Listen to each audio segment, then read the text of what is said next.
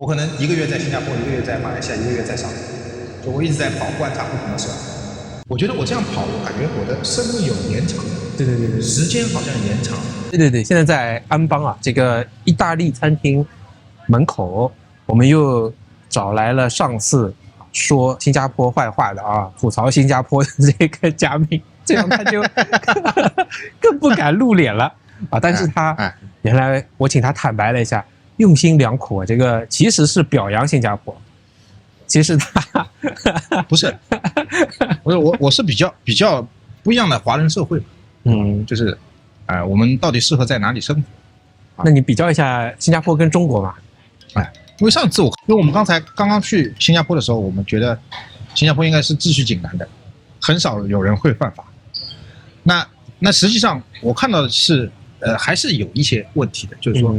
有人还是不守规则，穿马路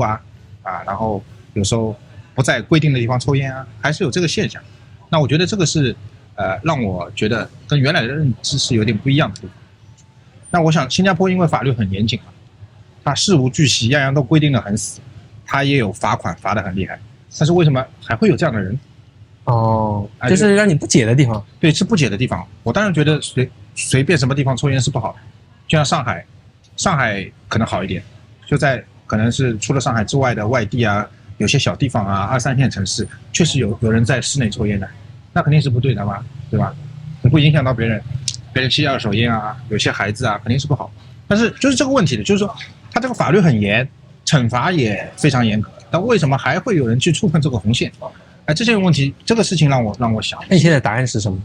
我没有很大答案是不是因为法律太严，就是有人会，就是压力太大，会想要去挑战这种，就无所谓这个红线。对，会不会这样？因为以前有一个很有名的人嘛，成龙大哥说过一句话嘛，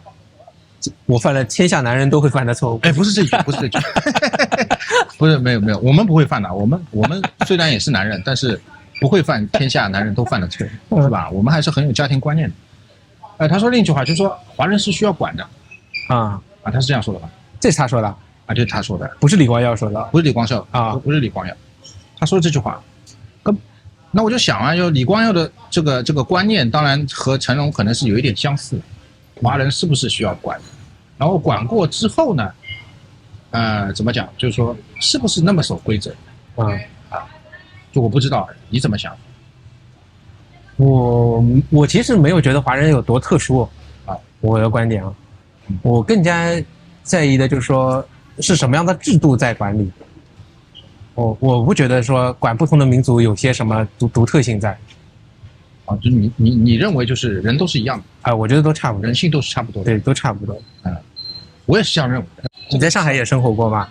在新加坡也生活，在马来西亚，相当于不同的层次。你觉得是管得严一点好，还是管得松一点好，或者是像大马这样正好？我觉得新加坡的政府和中国的政府有相似之处，就是他们是比较强势的政府，就像两个爸爸，但是两个爸爸他管理方式是不同的。对，这个你现在是同时有2个爸爸？没有，是这样的，就是新加坡的爸爸呢，他会把你规则说得很清楚，你不要触碰这条红线然后小孩也清楚我几点钟应该做什么事情，那我不能做什么事情，我不能在室内大声喧哗，我不能不叫阿姨，不能不叫 uncle， 对吧？要怎么样待人接物，说得很清楚。但是中国的这个爸爸呢，就是可能他有点阴晴不定，或者规则条理不是很清楚，逻辑不很清楚，对，所以就小孩不知道什么时候什么地方是红线，对吧？这个是一个很大的问题，就比方说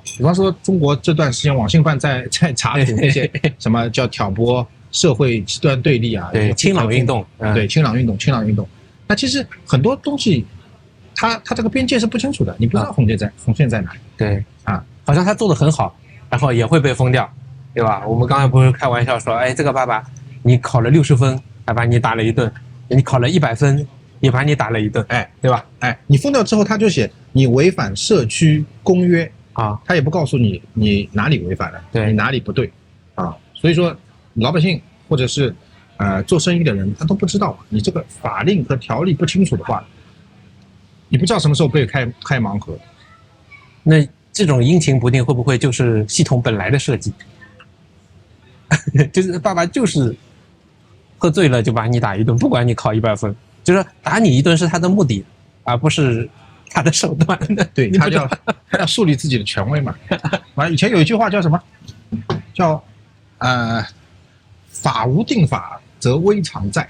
就是你这个法令如果没有这个规定的法律就是固定下来，它的权威就一直会在。对，我觉得就是中国是这样子。哎，大家不要觉得我们是乱聊啊，我们就是从新加坡跟中国的对规范的比较，哎，然后刚才我们的嘉宾对吧，就已经讲到了做生意是怎么样的。接下来我们就要问一下，在生意上面，你不要走开，生意之后马上又会跑到小孩啊这个角度。那讲到做生意，你本身在中国是做生意的嘛？开公司做生意，你觉得你的观察，这个在中国做生意好和不好是什么？中国做生意肯定有一点好了，就市场大嘛，人口多，它的需求量大，所以说这是比较好的。如果你做一个小的生意，你重复做，做得精，你可以收获的更多。但是中国当然做生意人也是有一点，就我刚才说的，就是说法令条例的不清晰，或者它执法本身就是模糊的，或者法令本身就不太清楚，然后有些法令它不一定去执法，有些法令它会去执法，就是你不知道边界在哪。因为上海其实还好，我是要表扬一下我们上海政府的，上海的这个营商环境相对来说，我听了很多朋友外地的商人，那是要好很多的，那是要很多。外地前段时间很多有这个商人，他可能什么异地执法然后包括在马来西亚认识的黑图妈妈，她的老公就是可能这个工厂有一些纠纷的话，政府找麻烦啊，有些是媒体说理去，对啊，就是它因为不透明嘛，不透明造成你就没有一定的安全感，就像我刚才说的，你不知道什么时候去开盲盒。这个也是反正新加坡好的地方它条理按照逻辑按照法令很清晰的告诉你什么该做什么不该做。你是做生意的对吧？应该说虽然说这个中国市场很大，那它也是单一市场，比方说你的客户应该都是在中国的这些客户，他们是付钱的人嘛，所以你要出来要下的决心要更大。第一，我认为我在上海的生活是比较线性对，就是没有什么波澜不惊每天就是这样的一个，不是说起早贪黑，就是说每天没有什么新奇的，就很 boring， 知道吗？我想换一个环境看一看外面的世界是怎么样子。这种 boring 是怎么造成的呢？可能是我自己的原因嘛，我觉得我不是一个很进取的人如果有一亩三分田，有自己的生意，我就这样做下去这样子。也没有很大的愿望想把生意扩大或怎么样子。还有一点就是说，对小孩来说，我想让他们去看看这个世界因为作为中国人，我们中国有句话叫“当局者迷，旁观者清”，就是你作为中国人，在中国人的立场上去看中国，你可能是迷的，你是迷糊的，看的不一定很真切，就你还是会有一些政治抑郁是吧？对，受到气氛的一些影响。多少会有一点看看小孩也应该去到，当然我首先是选华人社会比较容易融入吃的东西，那种文化上的亲近感。那在海外华人是怎么样看中国的？对，我觉得我们的小孩如果在国外的教育系统长大，他也每年会回去，所以说他会在不同的角度去看中国，去理解这个社会，对他来说是有好处的对，还有一点就是说，你上次节目也聊过的，就是中国的食品安全问题。对，因为我们在上海的时候，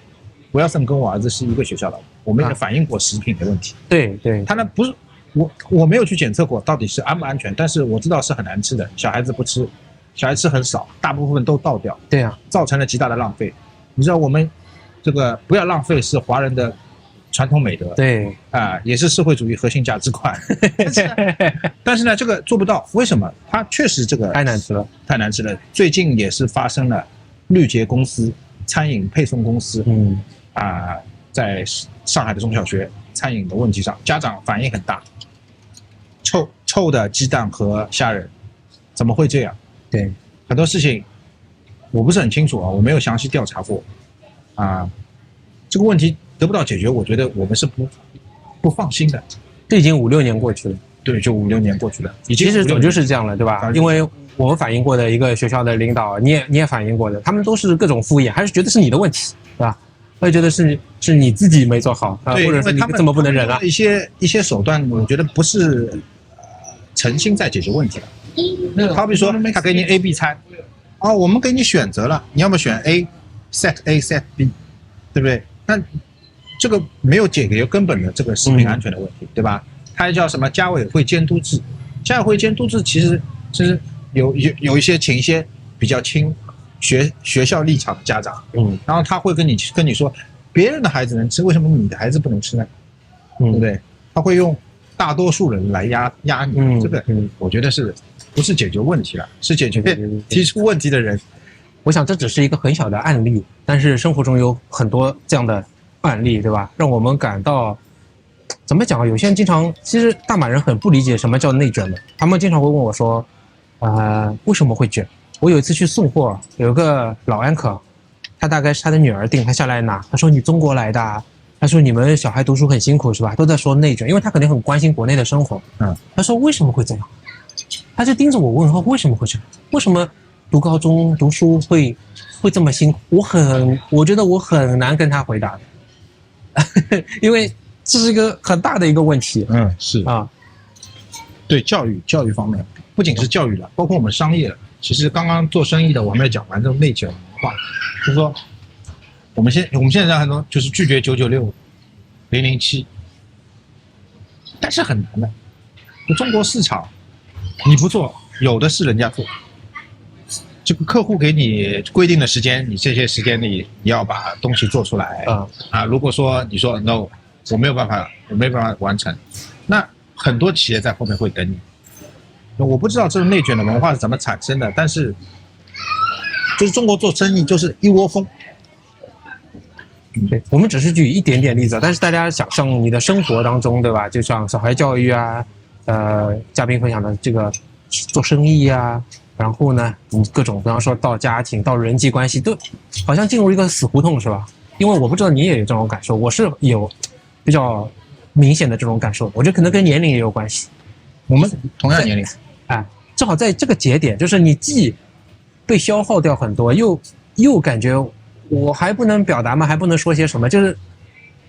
最作，但是又最有要求，又最弱的时候，对，你就最容易就走到这个死结。进一步，根本你现在到了马来西亚，到了新加坡，你觉得达到了你原先看一看、改变一下、重启一下的这个目的？还是在进程当中，因为我本来是想看看这边有什么生意的，因为受疫情影响，你也知道，就是中国的生意其实还是受影响，就是我们的订单也是要比疫情之前要少了很多。我相信现在在中国做生意的老板都是有这样的感觉的，就是早年大概17、18年的时候，好像生意还挺好的，很多人投资办厂，然后投资了很多项目，但是疫情一下子来了，他们资金没办法回笼，他们生意上遭到挫折，欠了钱，尤其是我一个朋友做房地产生意的，他是做房地产下游的就跟开发商配套设计这些样板房和售楼处包括各种各样的房屋，那这个其实。房地产整顿对他们的影响是非常大的，再加上疫情，他后来也到新加坡去了，他2个儿子也到新加坡去了。其实就是，我就跟你讲，就是说，中国的政策很多，我们说政策，对不对？是不是？然后，我认为政策它有两面性，就是它有不确定和不透明性，而且有突发性。它一个政策下来，一个行业可能受到很大的影响。对，你好比说你这个房地产行业，你调整之后很剧烈，对下游的供应链产生很大的影响。你做生意的肯定要受到牵连，对不对？他还有很多三角债，开发商欠他的钱，他还要欠下面的施工队的钱，所以是很难办的。那这个东西你是预料不到的，你不知道什么时候被开盲盒。我还是这句话，就是因为不透明，不透明导致这种不安全感。满天都是黑天鹅，是吧？不安全感就是就像一华一样，他就是因为我疫情可能还好一点啊，就是说，就很多人疫情，包括我另外一个朋友也是疫情，他觉得这个一下子他没办法接受，原本的生活被一下子节奏被打断啊，然后他在屋子里闷了那么久，他就有产生抑郁。我的朋友是艺术家嘛，然后他就瘦了差不多30斤，很夸张。然后解封之后，别人就问他，哎，老杨你是不是有点抑郁啊？别人就看出来，他的眼神就不太对。然后他再去治疗，现在是好了。就对很多人来说，就是这是一个不确定性是蛮恐怖的，就是你没办法预料未来会发生什么，你没办法预料这个政策的走向，它突然又有什么政策出来啊？它不是一个，就是我还是说回来，就是说新加坡。虽然说很多法令非常非常的细，然后你很容易踩到他那条线，对不对？然后这可能是我们中国人的习惯，但是我还是要表扬他，他是很清晰的，他跟你做好规矩，说好什么能做，什么不能做，他不会有意外，不会有不透明，有确定性在，那你就不会焦虑啊，不会恐惧，对未来就是未来会不会出现这个问题啊什么？没有这样的事情。其实对整体的国民来说应该是个很好的事情，包括你上次分享的啊，我该怎么工作，怎么读书，未来怎么赚到我的钱，怎么退休，其实对全体国民来说应该不知道这个问题我还没有，因为我不是经济学家和社会学家，但是我有一个观察，就是说我不是说中国这一套完全是不好的，就是说有些人是喜欢的，就是他不透明，他可能领导说的话，他说的是一句看上去无比正确，但是呢，又没有执行方案，也没有逻辑细节。但有些人会去投其所好，然后因为中国文化就这样，其实它像懒缸一样，你要去猜测领导的讲的这句话到底是什么，虽然不透明，对不对？他觉得乐在其中的，中国文化就是这样产生，就是后面有这种厚黑学啊、勾心斗角啊，去揣测领导、揣测上意啊，然后有些政治斗争啊，我不是说政治上的政治斗争啊，就是公司里边的都有很多，就是他会 enjoy 在这里边的。你说领导说的很多都是大话，他们说我们邓小平同志，然后我非常崇敬他啊，就是他们说的话都是非常有智慧的，什么黑猫白猫论，抓到老鼠就是好猫，然后他到深圳南巡的时候就说。步子再大一点，胆子再大一点，那这个胆子就大了，那很多人就下海了。但是也很多人你不知道这条红线在哪，胆子大到什么程度，对吧？王健林也说的，清华北大不如胆子大，他现在变成老赖了，他现在不是变成老赖了吗？所以说你不知道红线在哪，有可能就踩了这个线因为政策不清晰。所以在执行层面，在法令层面，中国我认为是要向新加坡要学习，在执法的方面也是，他有些有法他也不执行，这个也是一个问题。法律模糊是一方面的2点，一个就是边界不清楚，一个就是执行它不到位。回到个人生活，你更喜欢的是一种什么样的状态？我特别喜欢什么呢？其实我蛮喜欢大麻的，因为可以喜欢。对，是可以这么说，因为你也说了很多大麻的好嘛，所以我这个我是真心的。虽然很多人说我这么吹捧但我觉得我们有什么就说什么嘛。对他们其实我最喜欢就是他们比较多元的一种气氛。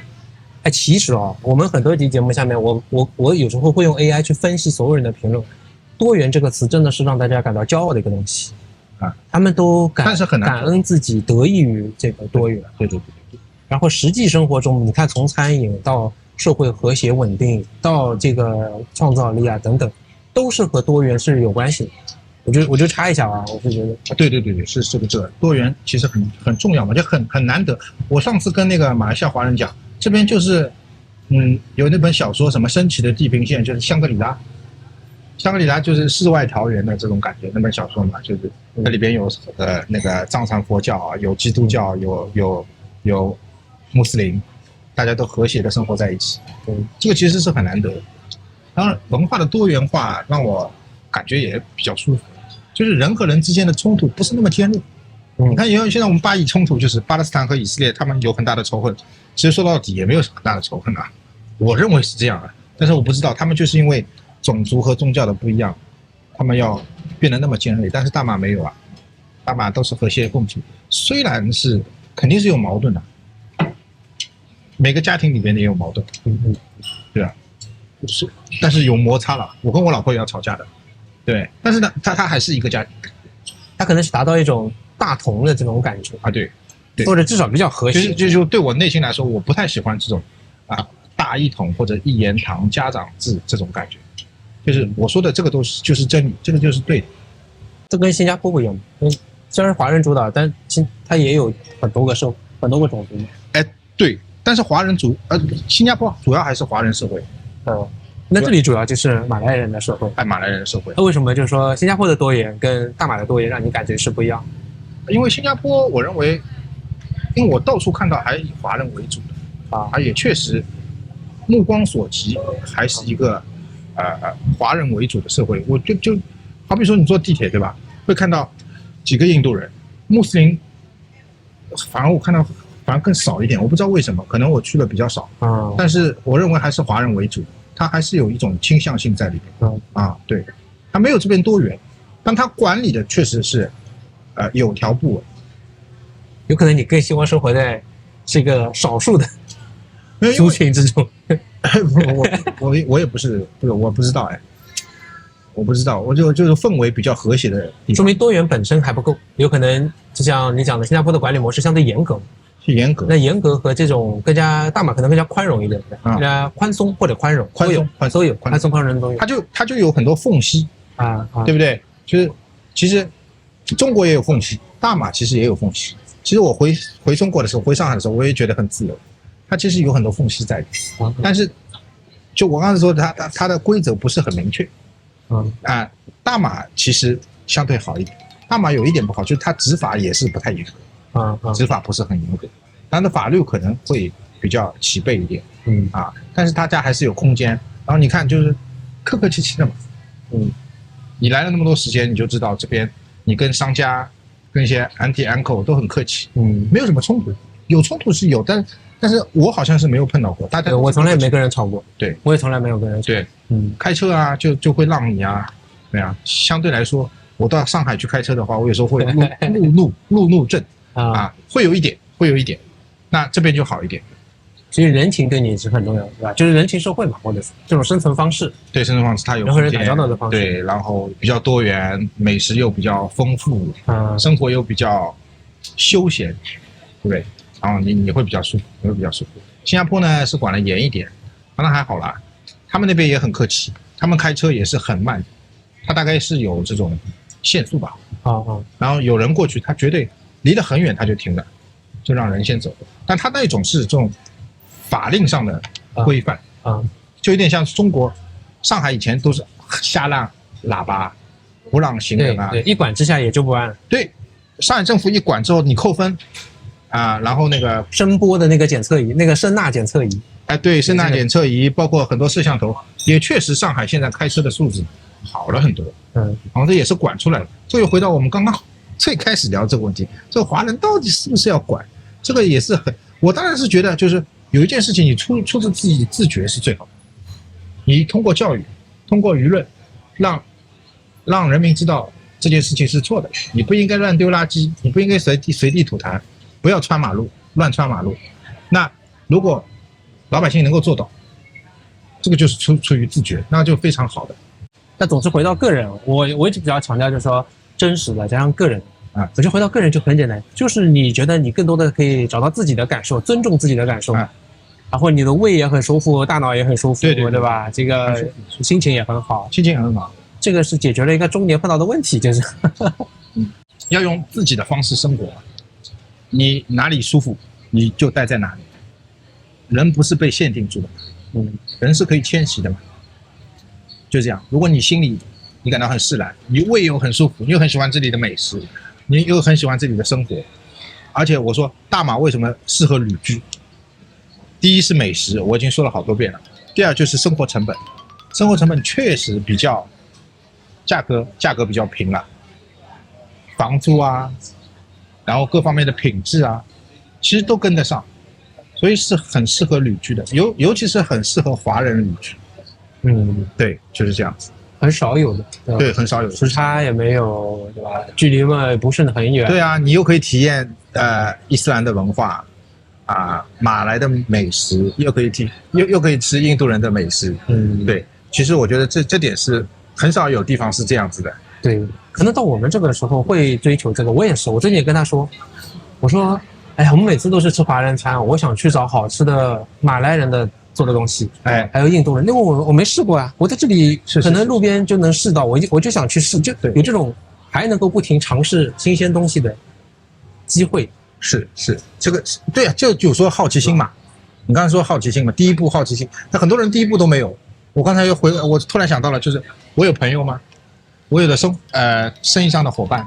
他也是女儿在大马读书啊，然后他其实在这边不出去的。他也没有买车，也没有租车他天天就到佳亚超市买东西，就在对面，然后拎回来自己做餐，然后减肥，然后看看手机，刷手机。我上次带他去那个，就我们之前去的那家餐厅，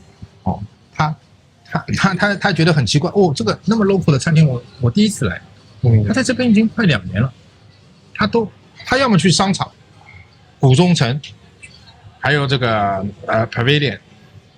几乎不去其他地方，他也不知道这个马来人的美食是什么，他也不知道印度人的食物是什么，他也不知道当地华人，他甚至是华人自己也不知道当地的那些华人的美食，他也没有好奇心去了解去吃过。这种人其实还蛮多的，包括我跟他聊这边的政治啊、社会新闻啊，他都不知道，没有兴趣，他只是来陪读。有些人可能他是刻意的保持这个状态，对吧？他希望自己不要有改变，他可能想好未来我回去的时候还是一种没有被改变的那个状态。就像我们以前上海有很多同事朋友到上海20年、30年、40年，他一点上海话都不了解，也有你旁边有这种朋友吗？我觉得可能不同的人，那你就是即便在大马也有的，我就碰到过当地的大马华人，中年人了。他也完全对他们的有族不是很了解。他跟我说，穆斯林，他说他们一天祷告4次，5次吗？所以他说4次的时候，我就很诧异，我又重新 confirm 了一下，就说明他不是很了解。我想到我外公今年96岁，他很小的时候10几岁的时候到上海，他宁波人嘛，上海的宁波人很多嘛，来上海之后就一直居住在上海，但他到现在说上海话的口音还是有宁波口音。他就不改变，就跟人是有关系。但我外婆是浙江湖州人，但是她到上海来，她的上海话说的就是现在已经往生了，就是跟上海人没有什么任何区别。就有些人就能很大，有些人就学，有些人就不学，这个是蛮奇怪的。那我这次最大的一个收获就是要保持这种好奇心，好奇到你能够表扬别人，能够我对自己要求啊，我不对别人有任何要求。然后能够对自己有一些批评，最后不停的改一改，适应一下，就是4步，我把它称为就是一种谦虚，对吧？那从保持好奇开始，还是蛮好的，就跟这个老人跟家里人相处一下，对，确实作为一种反思，对吧？是。以前我因为比你更加有得天独厚的这个条件，就是我一直是跑嘛，我可能1个月在新加坡，1个月在马来西亚，1个月在上海。就我一直在跑，观察不同的社会，我觉得这个是我的一个优势。等你下次有更多对新加坡的比较我们来一个比较。就是说，我觉得我这样跑，我感觉我的生命有延长了。对，时间好像延长了，就是不像你，我刚才说了很 boring 的生活，线性的生活，让我感觉就是时间过得很快，你突然到另外一个社会，完全都是不一样的，你会有新鲜感，感觉时间拉长了，感觉每天很新鲜，就跟旅游一样。对，每天去旅游的时候，你感觉这个一天过得很慢。对，你在上海过得很快，这个是很好的感觉。好，就这样，好吧，今天就聊这点吧，谢谢。